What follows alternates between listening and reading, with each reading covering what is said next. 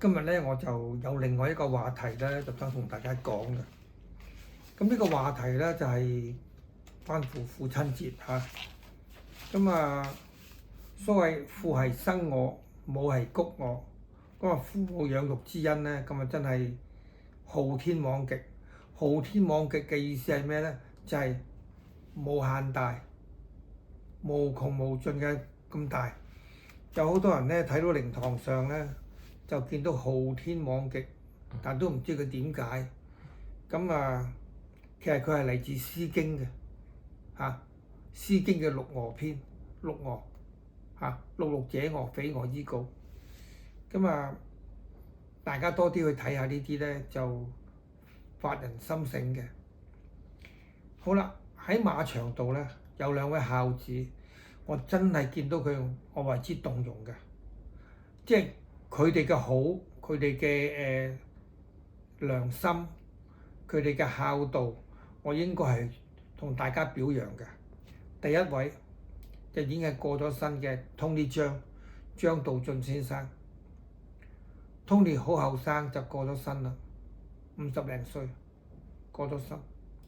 但係佢個人咧係非常之好，就雖然佢唔係一個大富大貴之人，佢同我買馬都係做一啲團體嘅啫。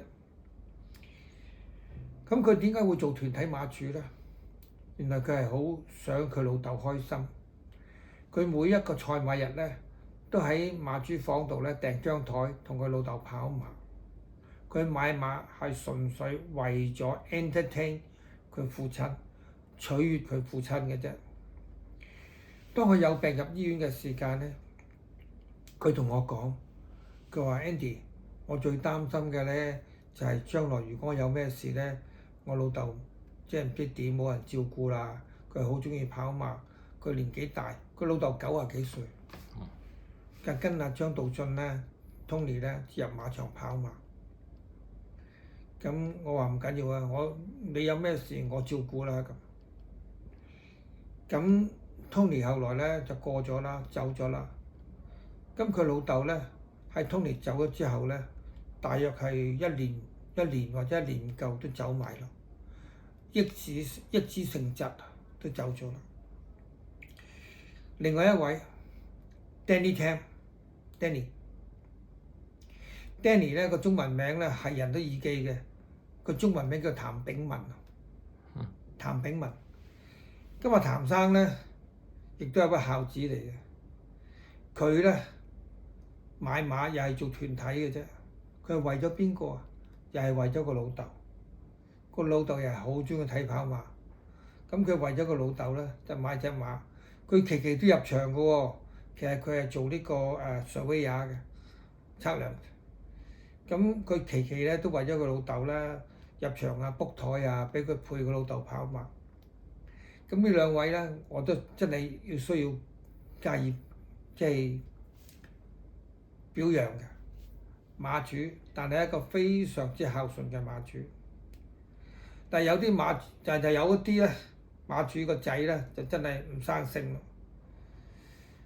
嗱，遠嘅唔講啦，近期大家都收到一啲新聞，就係講話我以前金樂馬主嗰個仔就犯咗法啦。咁呢位馬主咧就係我喺我第一年做練馬師嘅時候，佢交隻馬俾我㗎。呢隻馬咧流咗鼻血㗎啦，大摩唔要㗎，叫金樂。如果大家仲記得當年董彪話入到直路最後嗰200米啊，5毫子搏500我都唔買啊！我真係爆咗出嚟，我又係留住跑衝一段，因為我知道呢隻馬咧係會流鼻血嘅。我就交代阿謝展谷咧，我話呢隻馬會爆缸㗎，我係留住唔好逼佢，順住佢跑，等佢順住條氣跑，然後只係跑最後嗰200米，真係爆咗。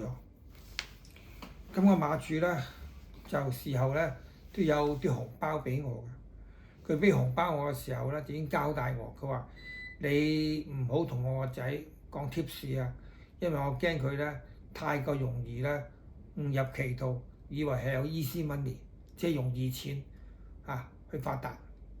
咁卒之俾個老豆講中咗嚇。咁另外一位咧就老人家嚟㗎啦，佢喺深水埗有一層大廈做嗰啲製衣配料嘅。咁佢因為心臟病咧，就提前將嗰啲家產咧寫咗俾個仔，就驚住自己有乜事嘅時候俾個仔啦咁。咁佢好翻啦，好翻嘅時間咧，佢同我飲茶。咁佢以前同我成日都去揼骨嘅，就揼骨傾馬啊咁樣嘅。佢話 Andy 啊，我係今年揼骨都請你唔起啦，因為我個仔一個月俾5萬蚊我咋。我自己一個人揼骨都要2000蚊一日啦，咁2、3餘6都6萬蚊，我都唔夠使，所以請你唔起。真係幾慘，一個老人家億萬家財，竟然揼骨都唔夠錢，你話啲仔女攞嚟有咩用？有一個馬主仲慘，佢個仔唔生性，吸毒吸毒之後咧，佢咧係女士嚟嘅，佢嗰啲女士咧有癌症，但係佢自己本身咧個仔吸毒，因為中毒過身走咗，咁佢咧抑子嘅關係咧拒絕接受治療，亦都跟埋個仔走埋。喺馬圈裏邊，我見到嘅事啊，嘅人生實在太多啦。我同大家講。喺目前生父生個仔嘅父親真係生父，係即係養父咋，你係養大佢嘅咋，養大咗之後咧，你唔好有啲任何期望，你對你嘅仔女有期望，你只會換來失望。我同你講真㗎好啦，生母唔係，生母係邊個啊？係佢太太啊！生父係佢養父，咁佢太太個老豆係邊個啊？即係佢外父啦，唔係呢個外父，佢先至會叫爹哋啊，因為佢跟住佢老婆㗎嘛，你唔好忘記。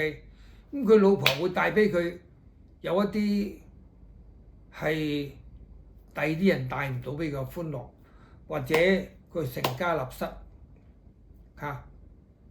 可以咁樣講啦。佢成家立室之後，佢係當家作主，佢脫離佢嘅生父咧，佢先至可以喺人前咧話得事。一日佢喺屋企，佢都未係當家嘅。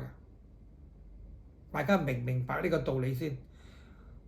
個仔一日在家，佢都唔係當家，佢離家之後佢就當家啦。但係老豆個家永遠都係佢嘅家。老豆死咗，個家咧就全部歸晒佢㗎啦。有一句説話叫做門前掛白，本利清還。佢而家使幾多都唔驚，使完之後仲有另外一個竇口，無限量支持泵水。所以好多啲仔女咧，我覺得唔好希望。雖然係父親節，但係我感覺父親節咧係一個大家不妨去茶樓做一個訪問。喺父親節嘅時間，呢個父親同個父親去飲茶嘅係個女嘅父親，抑或係個仔嘅父親？你作一個訪問，咁你就知道啦。仲有一樣嘢喎，呢個係千真萬確嘅喎。父親個屋企永遠都會為仔去開門。但係仔嘅屋企咧，父親只不過係客人咋，你知唔知啊？不過有一樣嘢，檐前滴水，點點之言。